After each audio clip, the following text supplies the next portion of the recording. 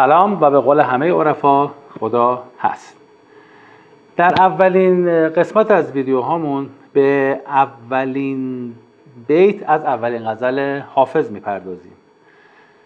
الا یا ایها الساقی ادر کأسا و ناولها که عشق آسان نمود اول ولی افتاد مشکلها. یه نکته ای رو قبل از شروع ویدیوهامون خدمتتون عرض کنم. ما توی بررسی این غزل ابتدا جز به جز ابیات رو بررسی میکنیم. البته شاید یه مقدار طولانی بشه ولی خب چاره ای نیست، چون باید این حرفها گفته بشه. بعد از اینکه جز به جز غزل رو بررسی کردیم یه مقدار از غزل فاصله میگیریم و از یه نمای دورتری بهش نگاه میکنیم تا ببینیم این اجزا در ترکیب با هم چه نمایی رو به ما میده و چه تصویر قشنگی رو ارائه میکنه در نمای کلی. اولین نکته‌ای که در مواجهه با این غزل حافظ ما باهاش برخورد میکنیم این جایگاه این غزل در دیوان حافظه. اگر اساس تقسیم بندی یا چینش غزل‌های حافظ در دیوانش رو ما بر اساس حروف قافیه بدونیم، همونطور که میبینیم این غزل نمیتونه غزل اول باشه چون با ها تموم شده و ابیاتی مثل یعنی قافیه های مثل جا، با، دا اینا همه قبل از ها باید قرار بگیره. اما در یک انتخاب درست به جا و هوشمندانه این غزل رو به عنوان اولین غزل در بیت حافظ قرار دارن. چرا؟ چون تمام کلیدواژه‌های اصلی شعر حافظ در این غزل هست.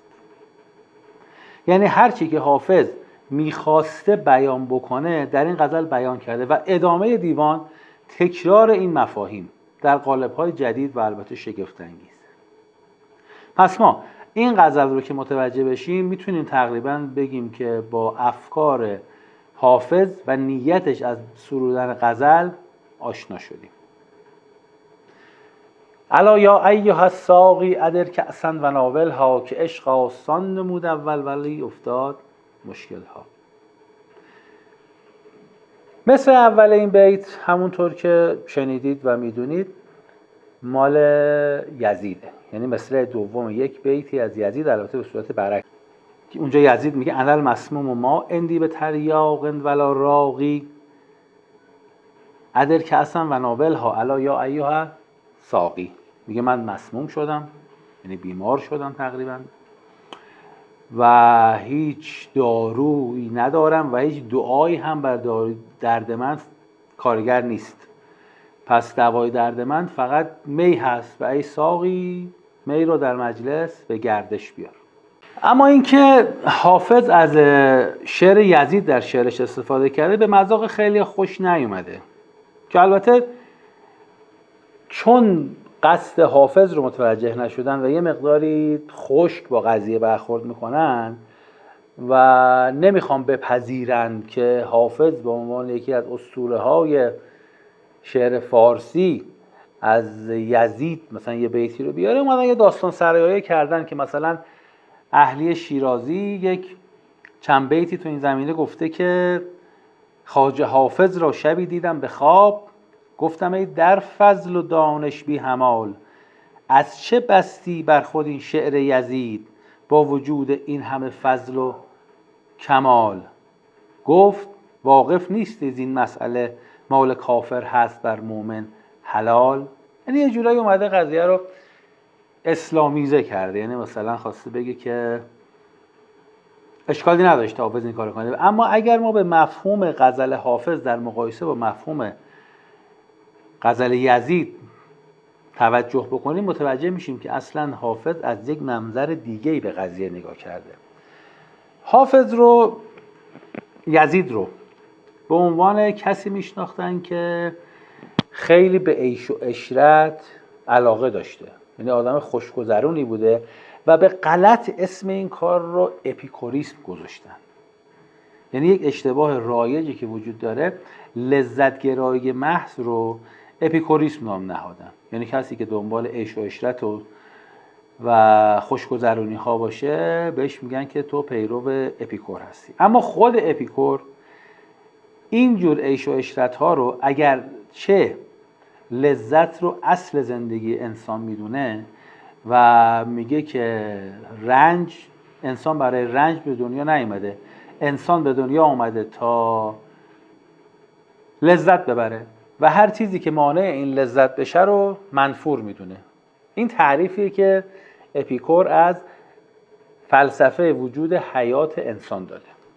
اما یه نکته ای رو خیلی البته مثل همه چیزهایی که ما اشتباه متوجه میشیم توجه نمی‌کنن که اپیکور خودش اینجور عیش و لذت‌های زودگذر رو منفور میدونه. چرا؟ چون میدونه بعدش رنج به همراه داره. مثل حافظ که میگه که چون مهمان خراباتی به عزت باش با رندان، که درد سر کشی جان و گرد مستی خمار آرد. یعنی خمار مستی خودش یه رنجه و مستی مدامه که انسان رو به لذت میرسونه. اما مستی مدام در کجا به دست میاد؟ در هر جایی که هست در این عیش و عشرت‌های زودگذر قرار نداره. در هر صورت یزید رو به رواقیگری یا اپیکوریسم نسبت میدن که البته به نظر من درست نیست. یزید آدم خوشگذرونی بوده، بله، اما این که حالا اسم این فلسفه رو چی بذاریم یه بحث جداییه. حالا ما تو همینجا حالا نمیخوایم زیاد در مورد این قضیه بحث بکنیم که چرا این برچسب رو به یزید میزنن و این درسته یا غلطه. یه بحث جداییه، لازم نیستش که ببینیم که بخوایم خیلی ریز بشیم تو قضیه. برگردیم به خود مصر، بیت. خب معنیش مشخصه، میگه ای ساقی جام رو به گردش در بیار در جمع، که عشق آسان نمود اول ولی افتاد مشکل ها.